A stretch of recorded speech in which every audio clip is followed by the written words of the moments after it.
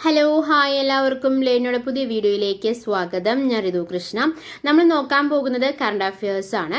April മാസത്തെ ആദ്യത്തെ ആഴ്ചയിലെ കാര്യങ്ങളാണ് നമ്മൾ ഡിസ്കസ് ചെയ്യാനായിട്ട് പോകുന്നത്. അതായത് ഏപ്രിൽ 1 തൊട്ട് ഏപ്രിൽ 6 വരെയുള്ള കാര്യങ്ങളാണ് നമ്മൾ നോക്കാനായിട്ട് പോകുന്നത്. അപ്പോൾ നിങ്ങൾ നമ്മുടെ ചാനൽ ഇതുവരെ സബ്സ്ക്രൈബ് ചെയ്തിട്ടില്ലെങ്കിൽ വേഗം സബ്സ്ക്രൈബ് ചെയ്യുക. കാരണം നമ്മുടെ ചാനലിൽ നമ്മൾ വീക്ക്ലി കറണ്ട് അഫയേഴ്സ് ഇടാറുണ്ട്, മന്ത്ലി കറണ്ട് അഫയേഴ്സ് ഇടാറുണ്ട്, അതുപോലെ തന്നെ ഇയർലി കറണ്ട് അഫയേഴ്സും ഇടാറുള്ള ഒരു ചാനലാണ് നമ്മുടെ learn know GK and current affairs എന്നുള്ള ചാനൽ. ഇതുവരെ സബ്സ്ക്രൈബ് ചെയ്തിട്ടില്ലെങ്കിൽ നമ്മുടെ ചാനൽ നിങ്ങൾ ഇതുവരെ സബ്സ്ക്രൈബ് ചെയ്തിട്ടില്ലെങ്കിൽ വേഗം സബ്സ്ക്രൈബ് ചെയ്യുക, സപ്പോർട്ട് ചെയ്യാം. ഒരുപാട് പറഞ്ഞിട്ട് സമയമൊന്നും കളയുന്നില്ല, നമ്മുടെ വീഡിയോയ്ക്ക് നമുക്ക് വേഗം കടക്കാം. ആദ്യത്തെ ചോദ്യം ഇതാണ്: which city is the host of KIPG 2025? അതായത് ഖേലോ ഇന്ത്യ പാരാ ഗെയിംസ് ആണ് KIPG എന്ന് പറയുന്നത്. KIPG എന്താണ്? Khelo India para games. അപ്പോൾ ഏത് സിറ്റിയിലാണ് ഖേലോ ഇന്ത്യ പാരാ ഗെയിംസ് 2025 നടന്നത്? എവിടെയാണ് എന്നാണ് ചോദ്യം. എവിടെയാണ്? The right answer is New Delhi. പഴയ പേര് ഇന്ദ്രപ്രസ്ഥം എന്നായിരുന്നു. കേന്ദ്രഭരണ പ്രദേശമായ ഡൽഹി ഇന്ത്യയുടെ ഭരണ തലസ്ഥാനമായി മാറിയത് 1992 അത് 1991 69ാം ഭരണഘടനാ ഭേദഗതി പ്രകാരമാണ് കേന്ദ്രഭരണ പ്രദേശമായിട്ടുള്ള ഡൽഹി ഇന്ത്യയുടെ ഭരണ തലസ്ഥാനമായി മാറിയത്. ഇന്ത്യയിലെ ആദ്യ വനിതാ പോസ്റ്റ് ഓഫീസ് ആരംഭിച്ച നഗരം ഡൽഹിയാണ്. അതുപോലെ തന്നെ ആദ്യമായിട്ട് ടെലിവിഷൻ സംപ്രേഷണം ആരംഭിച്ച നഗരവും എവിടെ തന്നെയാണ്? ഡൽഹി തന്നെയാണ്. ഫുഡ് ബാങ്ക് ആരംഭിച്ച നഗരം ആദ്യമായിട്ട് ഇന്ത്യയിൽ തന്നെ ആദ്യമായിട്ട് ഫുഡ് ബാങ്ക് ആരംഭിച്ച നഗരം ഡൽഹിയാണ്. ഏഷ്യയിലെ ഏറ്റവും വലിയ ജയിലാണ് ഏത്? തീഹാർ ജയിൽ. അത് എവിടെയാണ് സ്ഥിതി ചെയ്യുന്നത്? ന്യൂഡൽഹിയിലാണ് അല്ലെ. ഒരുപാട് അന്ത്യവിശ്രമ സ്ഥലങ്ങൾ ഉള്ളതാണ് ഡൽഹിയിലാണ് ഒരുപാട് അന്ത്യവിശ്രമ സ്ഥലങ്ങൾ സ്ഥിതി ചെയ്യുന്നത്. രാജ്ഘട്ട്, ശാന്തിവനം, വിജയ്ഘട്ട്, ശക്തിസ്ഥൽ, വീർഭൂമി തുടങ്ങിയവയെല്ലാം എവിടെയാണ്? ഡൽഹിയിലാണ്. രാജ്ഘട്ട് ആരുടെയാണ്? മഹാത്മാഗാന്ധിയുടെ അന്ത്യവിശ്രമ സ്ഥലമാണ് രാജ്ഘട്ട്. ശാന്തിവനം ജവഹർലാൽ നെഹ്റുവിന്റെ അല്ലെ. വിജയ്ഘട്ട് ലാൽ ബഹദൂർ ശാസ്ത്രിയുടെ. ഇന്ദിരാഗാന്ധിയുടെയാണ് ഏത്? ശക്തിസ്ഥൽ. രാജീവ് ഗാന്ധിയുടെയാണ് വീർഭൂമി എന്ന് പറയുന്നത്. ഓക്കെ. അടുത്ത ചോദ്യം, രണ്ടാമത്തെ ചോദ്യം: which Indian leader was conferred with Mauritius highest civilian honour the grand commander of the order of the star? എന്താണ് ചോദ്യം? എന്താണ്? Which Indian leader was conferred with Mauritius highest civilian honour the grand commander of the order of the star? അതായത് മൗറീഷ്യസിലെ ഏറ്റവും വലിയ civilian honour ആയിട്ടുള്ള grand commander of the order of the star കരസ്ഥമാക്കിയ leader ആരാണ് എന്നാണ് ചോദ്യം. ആരാണ്? The right answer is Narendra Modi. Narendra Modi was conferred with Mauritius highest civilian honour. ഹോണറിന്റെ പേരെന്താണ്? Grand commander of the order of the star. Narendra Modi, അദ്ദേഹത്തിന്റെ ഫുൾ നെയിം എന്താണ്? നരേന്ദ്ര ദാമോദർ ദാസ് മോദി എന്നാണ്. ഇന്ത്യയുടെ 15ാമത് പ്രധാനമന്ത്രിയാണ്. ഇന്ത്യക്ക് സ്വാതന്ത്ര്യം ലഭിച്ചതിനു ശേഷം ജനിച്ച ഇന്ത്യൻ പ്രധാനമന്ത്രി ആരാണ് എന്ന് ചോദിച്ചു കഴിഞ്ഞു കഴിഞ്ഞാൽ ആരാണ്? നരേന്ദ്ര ദാമോദർ ദാസ് മോദിയാണ് ഇന്ത്യക്ക് സ്വാതന്ത്ര്യം ലഭിച്ചതിന് ശേഷം ജനിച്ച ഇന്ത്യൻ പ്രധാനമന്ത്രി. നെഹ്റുവിനെ കൂടാതെ തന്നെ ഇന്ത്യൻ പാർലമെന്റിൽ ആദ്യമായിട്ട് അംഗമാവുകയും പ്രധാനമന്ത്രിയാവുകയും ചെയ്ത വ്യക്തിയാണ് ആര്? നരേന്ദ്ര ദാമോദർ ദാസ് മോദി. ഓക്കെ, നരേന്ദ്രമോദി. അതായത് നെഹ്റു ആണ് അപ്പോൾ ആദ്യത്തെ ആളെന്ന് മനസ്സിലായി അല്ലെ. നെഹ്റുവിനെ കൂടാതെ ഇന്ത്യൻ പാർലമെന്റിൽ ആദ്യമായിട്ട് അംഗമാവുകയും പ്രധാനമന്ത്രിയാവുകയും ചെയ്ത വ്യക്തിയാണ് നരേന്ദ്രമോദി. അതുപോലെ തന്നെ പിന്നോക്ക സമുദായത്തിൽ നിന്നുള്ള ഏക ഇന്ത്യൻ പ്രധാനമന്ത്രിയാണ് നരേന്ദ്രമോദി. 2001 മുതൽ 2014 വരെ ആയിരുന്നു അദ്ദേഹം ഗുജറാത്തിലെ മുഖ്യമന്ത്രി പദം വഹിച്ചിരുന്നത്. 17ാം ലോക്സഭയിൽ നരേന്ദ്രമോദി വാരണാസി മണ്ഡലത്തിൽ നിന്നാണ് മത്സരിച്ചത്. വാരണാസി എന്ന് പറയുമ്പോൾ ഉത്തർപ്രദേശ്. ഓക്കെ, ഇങ്ങനൊരു ചോദ്യം വരാം. അതായത് പ്ലാനിംഗ് കമ്മീഷനെ നിർത്തലാക്കുകയും പകരം നീതി ആയോഗ് സ്ഥാപിക്കുകയും ചെയ്ത പ്രധാനമന്ത്രി ആരാണ് എന്ന് ചോദിച്ചു കഴിഞ്ഞു കഴിഞ്ഞാൽ അത് ആരാണ്? നരേന്ദ്രമോദിയാണ്. അദ്ദേഹത്തിന്റെ ഫുൾ നെയിം എന്താണ്? നരേന്ദ്ര ദാമോദർ ദാസ് മോദി എന്നാണ് അല്ലെ. അടുത്ത ചോദ്യം, മൂന്നാമത്തെ ചോദ്യം: which 2 union territories have achieved 100% rooftop solar targets for government buildings as of March 2025? Chandigarh, Daman and Diu are the 2 union territories have achieved 100% rooftop solar targets for government buildings as of March 2025. എന്തൊക്കെ കാര്യങ്ങളാണ് ചണ്ഡീഗഡിനെ കുറിച്ച് പറയാനുള്ളത്? രണ്ട് സംസ്ഥാനങ്ങളുടെ തലസ്ഥാനമായിട്ടുള്ള കേന്ദ്രഭരണ പ്രദേശമാണ് ചണ്ഡീഗഡ്. രണ്ട് സംസ്ഥാനങ്ങളുടെ തലസ്ഥാനം, അതായത് പഞ്ചാബിന്റെയും ഹരിയാനയുടെയും തലസ്ഥാനമായിട്ടുള്ള കേന്ദ്രഭരണ പ്രദേശമാണ് ഏത് ചണ്ഡീഗഡ് എന്ന് പറയുന്നത്. മനോഹര നഗരം എന്നറിയപ്പെടുന്നു അല്ലെ. മൊഹാലി ക്രിക്കറ്റ് സ്റ്റേഡിയത്തെ കുറിച്ച് കേട്ടിട്ടുണ്ടാവും. വളരെ പ്രസിദ്ധമായ ക്രിക്കറ്റ് സ്റ്റേഡിയമാണ്. അതെവിടെയാണ്? ചണ്ഡീഗഡിലാണ്. അതുപോലെ തന്നെ ഇന്ത്യയിൽ തന്നെ ആദ്യത്തെ റോക്ക് ഗാർഡൻ ഉണ്ടായിരുന്നു, നേക് ചന്ദ് റോക്ക് ഗാർഡൻ. അത് എവിടെ തന്നെയാണ്? ചണ്ഡീഗഡിൽ തന്നെയാണ്. കേന്ദ്രഭരണ പ്രദേശമായ വർഷം 1966 നവംബർ 1 ഔദ്യോഗിക മൃഗം ഇന്ത്യൻ ഗ്രേ മാംഗൂസ് ആണ്. ഔദ്യോഗിക പക്ഷി ചാരവേഴാമ്പൽ. ഔദ്യോഗിക വൃക്ഷം മാവാണ്. ഔദ്യോഗിക പുഷ്പം ദാക്ക് പുഷ്പമാണ് അതിന്റെ ഔദ്യോഗിക പുഷ്പം എന്ന് പറയുന്നത്. ഇനി ദാമൻ ആൻഡ് ദിയുവിനെ കുറിച്ച് പറയുകയാണെങ്കിൽ, അതായത് ദാദ്ര, നാഗർ ഹവേലി, ദാമൻ ദിയു എന്നീ കേന്ദ്രഭരണ പ്രദേശങ്ങളൊക്കെ സംയോജിച്ച് ഒരൊറ്റ കേന്ദ്രഭരണ പ്രദേശമായി മാറുകയാണ് ഉണ്ടായത്. അത് മാറാൻ കാരണം ഒരു ബില്ലാണ്, ദാദ്ര, നാഗർ ഹവേലി ആൻഡ് ദാമൻ ആൻഡ് ദിയു സംയോജന ബിൽ 2019. ആ ബില്ല് ലോക്സഭ പാസ്സാക്കിയത്, ആ ബില്ല് പറയുമ്പോൾ 4 വർഷങ്ങൾ നമ്മൾ പഠിക്കണം. അതായത് 27 നവംബർ 2019, 3 ഡിസംബർ 2019, 9 ഡിസംബർ 2019, 2020 ജനുവരി 26. ഓക്കെ, ഈ 4 വർഷങ്ങൾ പഠിക്കണം. അതിലെല്ലാം 3 വർഷങ്ങൾ 2019 ഒരെണ്ണം 2020 അല്ലെ. 27 നവംബർ 2019, 27 നവംബർ 2019 ആണ് ബില്ല് ലോക്സഭ പാസ്സാക്കിയത്. ഏത് ബില്ല്? സംയോജന ബില്ല് ലോക്സഭ പാസ്സാക്കിയത് 27 നവംബർ 2019. ഇനി രാജ്യസഭ പാസ്സാക്കിയത് 3 December 2019. Okay, December 3 2019 December 3 bill Rajya Sabha പാസ്സാക്കിയത്. രാഷ്ട്രപതി ഒപ്പുവെച്ചത് ഡിസംബർ 9, 2019. ഓക്കെ, 6 ദിവസം കഴിഞ്ഞതും അതിന് ബില്ല് രാഷ്ട്രപതി ഒപ്പുവെക്കുകയുണ്ടായി. എന്ത്? രാജ്യസഭ പാസ്സാക്കിയതിന്റെ 6 ദിവസം കഴിഞ്ഞതും രാഷ്ട്രപതി ആ ബില്ല് ഒപ്പുവെക്കുകയുണ്ടായി. അങ്ങനെ ദാദ്ര, നാഗർ ഹവേലി, ദാമൻ ദിയു എന്നീ കേന്ദ്രഭരണ പ്രദേശങ്ങൾ സംയോജിച്ച് ഒരു ഒറ്റ കേന്ദ്ര ഭരണ പ്രദേശമായി ഔദ്യോഗികമായിട്ട് നിലവിൽ വന്നു. ആ നിലവിൽ വന്ന വർഷമാണ് 2020 ജനുവരി 26 എന്ന് പറയുന്നത്. ഓക്കെ, അത് ലോക്സഭയില് ബില്ല് അവതരിപ്പിച്ചത് നമ്മൾ പറഞ്ഞു. ബില്ല് ലോക്സഭയിൽ പാസ്സാക്കിയത് 27 നവംബർ 2019 പറഞ്ഞു. അവതരിപ്പിച്ചത് ആരാണ്? അമിത് ഷായാണ്. ഓക്കെ, അടുത്ത ചോദ്യം, 4ാമത്തെ ചോദ്യം. When is Shaheed Diwas celebrated? എന്നാണ് ഷഹീദ് ദിവസ് സെലിബ്രേറ്റ് ചെയ്യാന്ന് പറയാൻ പറ്റത്തില്ല, ആചരിക്കുക അല്ലെ. ഷഹീദ് ദിവസ് എന്നാണ് ആചരിക്കുന്നത്? മാർച്ച് 23 ഷഹീദ് ദിവസ് സെലിബ്രേറ്റ് ചെയ്യുന്നത്. ഷഹീദ് ദിവസ് ആരുടെ സ്മരണയ്ക്കാണ് ആ ദിവസം നമ്മൾ ആചരിക്കുന്നത്? അതായത് ഭഗത് സിംഗ്, രാജ്ഗുരു, സുഖദേവ് എന്നിവരെ തൂക്കിലേറ്റിയ ദിവസമാണ് മാർച്ച് 23 എന്ന് പറയുന്നത്. അതായത് 1931 മാർച്ച് 23 ഭഗത് സിംഗ്, രാജ്ഗുരു, സുഖദേവ് എന്നിവരെ തൂക്കിലേറ്റിയത്. അപ്പൊ ആ ദിവസമാണ് നമ്മൾ ഷഹീദ് ദിവസ് ആയിട്ട് ആചരിക്കുന്നത്. ഭഗത് സിംഗ് എന്ന് പറയുമ്പോൾ നമുക്കറിയാലോ, ജനിച്ചത് എപ്പോഴാണ്? 1907 സെപ്റ്റംബർ 28 ജനിച്ചത്. അദ്ദേഹം മരണപ്പെട്ടത് 1931 മാർച്ച് 23. അതായത് വധശിക്ഷ വിധിക്കുകയാണ് ചെയ്തത്. വധശിക്ഷ വിധിക്കാനുള്ള കാരണം എന്ന് പറയുന്നത് ലാഹോർ ഗൂഢാലോചന കേസാണ്. അതുപോലെ തന്നെ ഭഗത് സിംഗ് സെൻട്രൽ ലെജിസ്ലേറ്റീവ് അസംബ്ലിക്ക് നേരെ ബോംബ് എറിഞ്ഞതും ഒരു കാരണമായിട്ട് മാറിയിട്ടുണ്ടായിരുന്നു. അങ്ങനെ അദ്ദേഹത്തിനെ തൂക്കിലേറ്റിക്കാനുണ്ടായത്. അദ്ദേഹത്തിന് മാത്രമല്ല, അദ്ദേഹത്തിന്റെ ഒപ്പം വർക്ക് ചെയ്ത് ആരൊക്കെയാണ്? രാജ്ഗുരു, സുഖദേവ് എന്നിവരെ തൂക്കിലേറ്റിയത് 1931 മാർച്ച് 23. അതുകൊണ്ടാണ് അന്ന് ഷഹീദ് ദിവസ് ആയിട്ട് ആചരിക്കുന്നത്. രക്തസാക്ഷികളുടെ രാജകുമാരൻ എന്നറിയപ്പെടുന്ന വ്യക്തിയാണ് ആര്? ഭഗത് സിംഗ്. ഷഹീദ് ഇ അസം, അതാണ് ഷഹീദ് ദിവസ് എന്ന് പറയാനുള്ള കാരണം. ഷഹീദ് ഇ അസം എന്ന ഈ പേരിൽ അറിയപ്പെടുന്ന വ്യക്തിയാണ് ആര്? ഭഗത് സിംഗ്. അതുപോലെ തന്നെ ഇൻകുലാബ് സിന്ദാബ എന്ന മുദ്രാവാക്യം ആദ്യമായി മുഴക്കിയ വ്യക്തിയും ആര് തന്നെയാണ്? ഭഗത് സിംഗ് തന്നെയാണ്. ഒരുപാട് ചോദ്യങ്ങളുണ്ടെങ്കിലും ഒരൊറ്റ ഉത്തരമേ ഉള്ളൂ, അത് ഭഗത് സിംഗ് ആണ്. എന്താണ്? രക്തസാക്ഷികളുടെ രാജകുമാരൻ, ഷഹീദ് ഇ അസം എന്നീ പേരിൽ അറിയപ്പെടുന്ന വ്യക്തി, ഇൻകുലാബ് സിന്ദാബാദ് എന്ന മുദ്രാവാക്യം ആദ്യമായി മുഴക്കിയ വ്യക്തി ആരാണെന്ന് ചോദിച്ചു കഴിഞ്ഞാൽ ആരാണ്? അത് ഭഗത് സിംഗ് ആണ്. അടുത്ത ചോദ്യം, when is world tuberculosis day observed? എന്നാണ് വേൾഡ് ട്യൂബർക്ലോസിസ് ഡേ എന്നാണ് ചോദ്യം. മാർച്ച് 24-നാണ് വേൾഡ് ട്യൂബർക്ലോസിസ് ഡേ. അതിൻ്റെ തീം എന്താണ്? 2025-ലെ അതിൻ്റെ തീം എന്താണ്?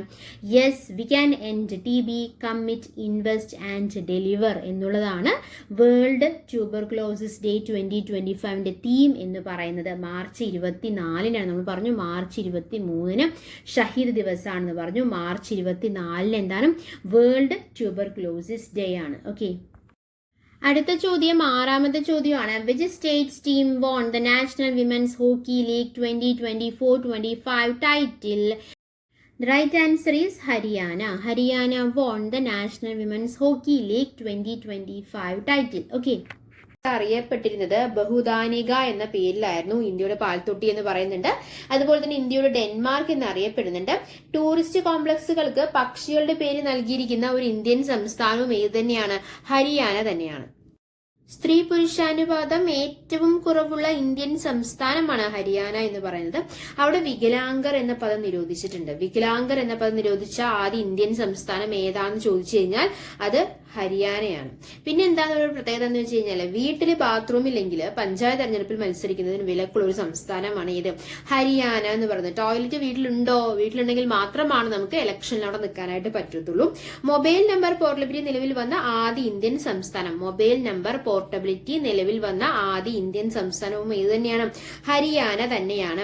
എല്ലാ വോട്ടർമാർക്കും തിരിച്ചറിയൽ കാർഡ് ഏർപ്പെടുത്തിയ ആദ്യ സംസ്ഥാനമാണ്. മുഴുവൻ വോട്ടർ പട്ടികയും കമ്പ്യൂട്ടർവൽക്കരിച്ച ഇന്ത്യൻ സംസ്ഥാനവും ഏത് തന്നെയാണ്? ആദ്യ ഇന്ത്യൻ സംസ്ഥാനം ഏത് തന്നെയാണ്? ഹരിയാന തന്നെയാണ്. മൊബൈൽ കോടതി നിലവിൽ വന്ന ആദ്യ ഇന്ത്യൻ സംസ്ഥാനം. ഇന്ത്യയിൽ ആദ്യമായിട്ട് മൂല്യവർദ്ധിത നികുതി നടപ്പിലാക്കിയ സംസ്ഥാനം. ഏറ്റവും വനവിസ്തൃതി കുറഞ്ഞ ഇന്ത്യൻ സംസ്ഥാനം. അവിടെ വനവിസ്തൃതി ഏറ്റവും കുറവുള്ള സംസ്ഥാനമാണ് ഹരിയാന എന്ന് പറയുന്നത്. മഹാഭാരത യുദ്ധം നടന്ന കുരുക്ഷേത്രം അത് എവിടെയാണ് സ്ഥിതി ചെയ്യുന്നത്? ഹരിയാനയിലാണ്. ഇന്ത്യയിലെ ട്രാക്ടർ ഏറ്റവും കൂടുതൽ ഉൽപ്പാദിപ്പിക്കുന്ന സംസ്ഥാനമാണ് ഏത്? ഹരിയാന എന്ന് പറയുന്നത്. രൂപീകരിച്ച വർഷം 1956 നവംബർ 1-നാണ്. തലസ്ഥാനം ചണ്ഡീഗഡ് ആണ് അല്ലെ. ഔദ്യോഗിക മൃഗം എന്ന് പറയുന്നത് കൃഷ്ണമൃഗം, ബ്ലാക്ക് ബക്ക് എന്നാണ് അറിയപ്പെടുന്നത്. ഔദ്യോഗിക പക്ഷി എന്താണ്? ബ്ലാക്ക് ഫ്രാങ്കോളിൻ ആണ്. ഔദ്യോഗിക പുഷ്പം താമരയാണ്. ഔദ്യോഗിക ഭാഷ ഏതാണ്? ഹിന്ദിയാണ്. PSC ആയതുകൊണ്ട് തന്നെ എപ്പോഴും ആദ്യത്തെ ചോദിക്കണമെന്നില്ല അല്ലെ.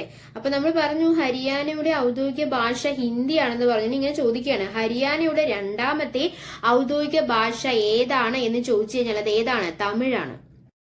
ഹരിയാന എന്ന വാക്കിന്റെ അർത്ഥം എന്താണ്? ഹരിയാന എന്ന് പറഞ്ഞു കഴിഞ്ഞാൽ ദൈവത്തിന്റെ വാസസ്ഥലം എന്നാണ് ഹരിയാന എന്ന വാക്കിന്റെ അർത്ഥം പറയുന്നത്.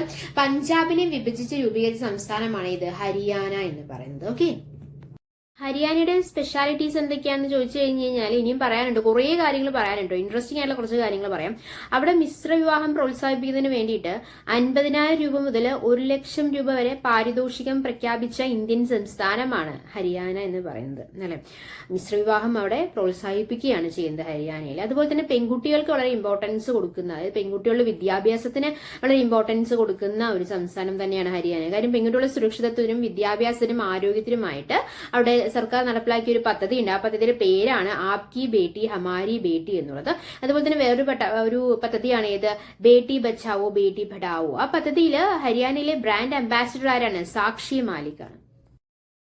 അതുപോലെ ഒരു കാര്യം കൂടി പറയാനുള്ളത് എന്താണെന്ന് വെച്ച് കഴിഞ്ഞു കഴിഞ്ഞാൽ ഈ തൊഴിലുറപ്പ് പദ്ധതിയുടെ ദിവസവേതന നിരക്ക് ഏപ്രിൽ 1 മുതൽ വർദ്ധിപ്പിച്ചിട്ടുണ്ട്.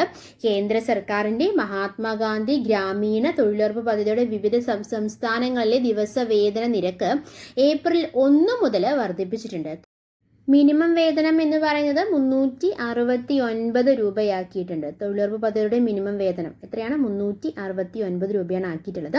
പദ്ധതിയിൽ ഏറ്റവും ഉയർന്ന വേതനം നൽകുന്ന സംസ്ഥാനം ഏതാണ്? അതും ഹരിയാന തന്നെയാണ് കേട്ടോ. അപ്പൊ തൊഴിലുറപ്പിൽ ഹരിയാനയാണ് ഒന്നാമത് എത്തിയിട്ടുള്ളത്. അതായത് 400 രൂപയാണ് ഹരിയാനയിലെ പുതിയ ദിവസ വേതന നിരക്ക് എന്ന് പറയുന്നത്. അപ്പൊ കേരളത്തിൽ എത്രയായിരിക്കും? കേരളത്തിൽ 369 രൂപ തന്നെയാണ് തൊഴിലുറപ്പ് പദ്ധതിയിലെ പുതിയ ദിവസ വേതനം എന്ന് പറയുന്നത്. കഴിഞ്ഞ വർഷം ഇത് 346 രൂപയായിരുന്നു കേട്ടോ. അടുത്ത ചോദ്യം, ഏഴാമത്തെ ചോദ്യം, കരിമ്പുഴ വൈൽഡ് ലൈഫ് sanctuary is located in which state? ഏത് സംസ്ഥാനത്താണ് കരിമ്പുഴ വൈൽഡ് ലൈഫ് സാങ്ച്വറി എന്നാണ് ചോദ്യം. അത് കേരളത്തിലാണ്. ഓക്കെ, കേരളത്തിലാണ് എന്ത് കരിമ്പുഴ വൈൽഡ് ലൈഫ് സാങ്ച്വറി. ഓക്കെ, കേരളം നമ്മൾ അറിഞ്ഞിരിക്കേണ്ട കുറച്ച് കാര്യങ്ങളുണ്ട് കേട്ടോ. നമ്മുടെ സംസ്ഥാനത്തെക്കുറിച്ച് നമുക്ക് എന്തൊക്കെ അറിയാം എന്ന് ചോദിച്ചു കഴിഞ്ഞാൽ നിലവിലൊന്ന് വർഷം അറിയായിരിക്കും. നവംബർ 1 1986 തലസ്ഥാനം അറിയാലോ, തിരുവനന്തപുരമാണ്. സംസ്ഥാന മൃഗം ആനയാണ്. സംസ്ഥാന പക്ഷി മലമുഴക്കി വേഴാമ്പലാണ്. സംസ്ഥാന പുഷ്പം കണിക്കൊന്നയാണ്. നമുക്ക് സംസ്ഥാന ഫലമുണ്ട്, ചക്കയാണ് അല്ലേ. അപ്പോൾ ഇതിൽ വേറൊരു കാര്യം, സമ്പൂർണ്ണ സാക്ഷരത കൈവരിച്ച ആദ്യ ഇന്ത്യൻ സംസ്ഥാനം നമ്മുടെ കേരളമാണ്. സമ്പൂർണ്ണ സാക്ഷരത കൈവരിച്ച ആദ്യ ഇന്ത്യൻ സംസ്ഥാനം. അതുപോലെ തന്നെ ശിശു സൗഹാർദ്ദ സംസ്ഥാനമാണ്. ഇന്ത്യയിലെ തന്നെ ആദ്യ ശിശു സൗഹാർദ്ദ സംസ്ഥാനവും ഏത് തന്നെയാണ്? കേരളം തന്നെയാണ്. ലോട്ടറി ആരംഭിച്ച ആദ്യ ഇന്ത്യൻ സംസ്ഥാനം നമ്മൾ പറഞ്ഞു ശിശു സൗഹാർദ്ദ സംസ്ഥാനമാണ്. ഇന്ത്യയിൽ തന്നെ ആദ്യ ശിശു സൗഹാർദ്ദ സംസ്ഥാനമാണ് കേരളം. അതുപോലെ തന്നെ എന്തുകൊണ്ടാണ് അങ്ങനെ പറയാൻ കാരണം, ശിശു മരണനിരക്ക് ഏറ്റവും കുറഞ്ഞ ഇന്ത്യൻ സംസ്ഥാനവും കേരളം തന്നെയാണ് കേട്ടോ. പ്രധാന നൃത്തരൂപങ്ങൾ ഏതൊക്കെയാണ്? കഥകളി, ഓട്ടം തുള്ളൽ, മോഹിനിയാട്ടം. ഇവിടെ ഏറ്റവും കൂടുതൽ ഉൽപ്പാദിപ്പിക്കുന്നത് എന്തൊക്കെയാണ് ഇവിടെ ഏറ്റവും കൂടുതൽ? നാളികേരം, റബ്ബർ എന്നിവ ഏറ്റവും കൂടുതൽ ഉൽപ്പാദിപ്പിക്കുന്ന സംസ്ഥാനം അത് കേരളമാണ്. സമ്പൂർണ്ണ ബാങ്കിങ് സംസ്ഥാനമാണ്. ഇന്ത്യയിൽ മാജിക് ടൂറിസം ആരംഭിച്ച ആദ്യ സംസ്ഥാനവും ഏത്? കേരളം തന്നെയാണ്. ഇന്ത്യയിലെ തന്നെ ആദ്യത്തെ ഡിജിറ്റൽ സംസ്ഥാനമാണ് ഏത്? കേരളം. 100% പ്രാഥമിക വിദ്യാഭ്യാസം നേടിയ ആദ്യ സംസ്ഥാനവും അത് കേരളം തന്നെയാണ്. ഇന്ത്യയിലെ കുറെ ആദ്യമായിട്ട് സംഭവിച്ചതെല്ലാം കേരളത്തിലാണ്. അതായത് സംസ്ഥാന ജലനയം ആവിഷ്കരിച്ച ആദ്യ സംസ്ഥാനം, ടൂറിസം വ്യവസായമായിട്ട് അംഗീകരിച്ച ആദ്യ ഇന്ത്യൻ സംസ്ഥാനം, ഡാം സേഫ്റ്റി അതോറിറ്റി രൂപീകരിച്ച ആദ്യ സംസ്ഥാനം, ചലച്ചിത്ര അക്കാദമി രൂപീകരിച്ച ആദ്യ സംസ്ഥാനം, ദുരന്ത നിവാരണ അതോറിറ്റി രൂപീകരിച്ച ആദ്യ സംസ്ഥാനം, അതുപോലെ തന്നെ എല്ലാ ഗ്രാമങ്ങളെയും റോഡ് മാർഗം പരസ്പരം ബന്ധിപ്പിച്ച ആദ്യ സംസ്ഥാനം ഏതാണ് എന്ന് ചോദിച്ചു കഴിഞ്ഞാൽ അത് കേരളമാണ്. എല്ലാ ഗ്രാമങ്ങളിലും ബാങ്കിങ് സൗകര്യം ലഭ്യമാക്കിയ ആദ്യ ഇന്ത്യൻ സംസ്ഥാനം. അതുപോലെ തന്നെ മലിനീകരണ നിയന്ത്രണ ബോർഡ് ഏർപ്പെടുത്തിയ ആദ്യ സംസ്ഥാനവും ഏതാണ്? കേരളമാണ്. അപ്പോൾ ലോട്ടറി ആരംഭിച്ച ആദ്യ ഇന്ത്യൻ സംസ്ഥാനം കേരളമാണ്. ഇന്ത്യയിലെ തന്നെ ആദ്യ ശിശു സൗഹാർദ്ദ സംസ്ഥാനം ഏതാണ്? നമ്മുടെ കേരളമാണ് അല്ലേ. അടുത്ത ചോദ്യം, എട്ടാമത്തെ ചോദ്യം, Parbati 2 hydro electric project which was scene in news is located in which state? അല്ലെ, ന്യൂസിലൊക്കെ ഉണ്ടായിരുന്ന ഹൈഡ്രോ ഇലക്ട്രിക് പ്രൊജക്റ്റ് ആയിട്ടുള്ള പർബതി 2 അത് ഏത് സ്റ്റേറ്റിലെയാണ് എന്നാണ് ചോദ്യം. ഏത് സ്റ്റേറ്റിലാണ്? ഹിമാചൽ പ്രദേശ് ആണ് കേട്ടോ. Right answer is Himachal Pradesh. Himachal പ്രദേശിനെ കുറിച്ച് എന്തൊക്കെ കാര്യങ്ങളാണ് പറയാനുള്ളത്? ഇന്ത്യയുടെ ഏറ്റവും വടക്കേ അറ്റത്തുള്ള സംസ്ഥാനമാണ്. ഇന്ത്യയിലെ തന്നെ ആദ്യത്തെ പുക വിമുക്ത സംസ്ഥാനമാണ്. പഹാരി ഭാഷ പ്രചാരത്തിലുള്ള ഇന്ത്യൻ സംസ്ഥാനമാണ്. ആപ്പിൾ ഉൽപ്പാദനത്തിൽ മുന്നിൽ നിൽക്കുന്ന ഇന്ത്യൻ സംസ്ഥാനമാണ്. ഇന്ത്യയിലെ തന്നെ ആദ്യത്തെ കാർബൺ വിമുക്ത സംസ്ഥാനമാണ്. അതുപോലെ തന്നെ പ്ലാസ്റ്റിക് ബാഗ് നിരോധിച്ച ആദ്യ സംസ്ഥാനം അത് ഹിമാചൽ പ്രദേശാണ്. ഈ വിധാൻ മൊബൈൽ ആപ്പ് പുറത്തിറക്കിയ ആദ്യ സംസ്ഥാനം അത് ഏതാണ്? ഹിമാചൽ പ്രദേശാണ് നിലവിൽ വന്നത്. 1971 ജനുവരി 25 തലസ്ഥാനം ഷിംലയാണ്. അവിടുത്തെ ഔദ്യോഗിക ഭാഷ എന്ന് പറയുന്നത് ഹിന്ദിയാണ്. സംസ്ഥാന മൃഗം ഹിമപ്പുലി. സംസ്ഥാന പക്ഷി വെസ്റ്റേൺ ട്രോഗോപാൻ. സംസ്ഥാന പുഷ്പം പിങ്ക് റോഡോഡെൻഡ്രോണ എന്നുള്ളതാണ് സംസ്ഥാന പുഷ്പത്തിന്റെ പേര് എന്ന് പറയുന്നത്. ഓക്കെ, അടുത്ത ചോദ്യം, ഒൻപതാമത്തെ ചോദ്യം, what was the rescue and relief work launched by India government in Myanmar during earthquake? നമുക്കറിയാം മ്യാൻമറിൽ ഒരു ഭൂകമ്പം ഉണ്ടായല്ലേ. അതിന് ഇന്ത്യ ഗവൺമെന്റിന്റെ ഒരു റെസ്ക്യൂ പ്രോഗ്രാം ഉണ്ടായിരുന്നു. അതിന്റെ ഓപ്പറേഷന്റെ പേര് എന്താണ് എന്നുള്ളതാണ് ചോദ്യം. എന്താണ്? Right answer is operation Brahma എന്നുള്ളതാണ്.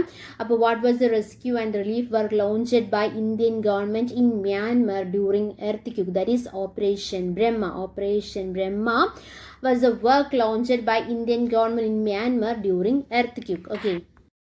മ്യാൻമറിലും അതുപോലെ തന്നെ തായ്ലൻഡിലും എന്താണ് ഭൂകമ്പം ഉണ്ടായി. മാർച്ച് 28 മ്യാൻമറിലും തായ്ലൻഡിലും രേഖപ്പെടുത്തിയ തുടർ ഭൂകമ്പങ്ങളിൽ കനത്ത ആൾനാശങ്ങൾ ഉണ്ടായത്. റിക്ടർ സ്കെയിലിൽ 7.7 തീവ്രത രേഖപ്പെടുത്തിയ ഭൂകമ്പമാണ് ആദ്യമായിട്ട് ഉണ്ടായത്. പിന്നാലെ 6.4 തീവ്രതയിലുള്ള മറ്റൊരു ഭൂകമ്പവും ഉണ്ടാവുകയുണ്ടായി. രക്ഷാദൗത്യത്തിൽ നമ്മളും പങ്കാളിയായി അല്ലേ? ആ രക്ഷാദൗത്യത്തിൽ നമ്മൾ പങ്കാളിയായതിൻ്റെ ഇന്ത്യൻ സേന പങ്കാളിയായതിൻ്റെ പ്രൊജക്റ്റിൻ്റെ പേരെന്താണ്, അല്ലെങ്കിൽ ഓപ്പറേഷൻ്റെ പേരെന്താണ്? ഓപ്പറേഷൻ ബ്രഹ്മ എന്ന പേരിലാണ് ഇന്ത്യൻ സേനയും രക്ഷാദൗത്യത്തിൽ പങ്കാളിയായത്. ഓക്കെ, അടുത്ത ചോദ്യം, അവസാനത്തെ ചോദ്യം, 10ാമത്തെ ചോദ്യം. Which ministry has recently inaugurated the Rashtriya Karmayogi Jan Seva programme? രാഷ്ട്രീയ കർമ്മയോഗി ജൻ സേവാ പ്രോഗ്രാം ഏത് മിനിസ്ട്രിയാണ് റീസെൻ്റ്ലി ഇനാഗുറേറ്റ് ചെയ്തിരിക്കുന്നത് എന്നാണ് ചോദ്യം. ഏത് മിനിസ്ട്രിയാണ്? The right answer is ministry of social justice and empowerment. Ministry of social justice and empowerment inaugurated the Rashtriya Karmayogi Jan Seva programme. Okay, അപ്പം നമ്മൾ ഏപ്രിൽ മാസത്തെ കറണ്ട് അഫയേഴ്സ് ആണ് നോക്കിയത്. ഏപ്രിൽ 1 തൊട്ട് 6 വരെയുള്ള കാര്യങ്ങൾ നമ്മൾ ഡിസ്കസ് ചെയ്ത് എടുത്ത കാര്യങ്ങളെല്ലാം നിങ്ങൾക്കുള്ളൊരു ഉപകാരപ്പെട്ടു എന്ന് പ്രതീക്ഷിക്കുന്നു. അങ്ങനെ ഉപകാരപ്പെട്ടിട്ടുണ്ടെങ്കിൽ നമ്മൾ എന്നുള്ള ചാനൽ സബ്സ്ക്രൈബ് ചെയ്യുക, സപ്പോർട്ട് ചെയ്യുക. Thanks for your time. By.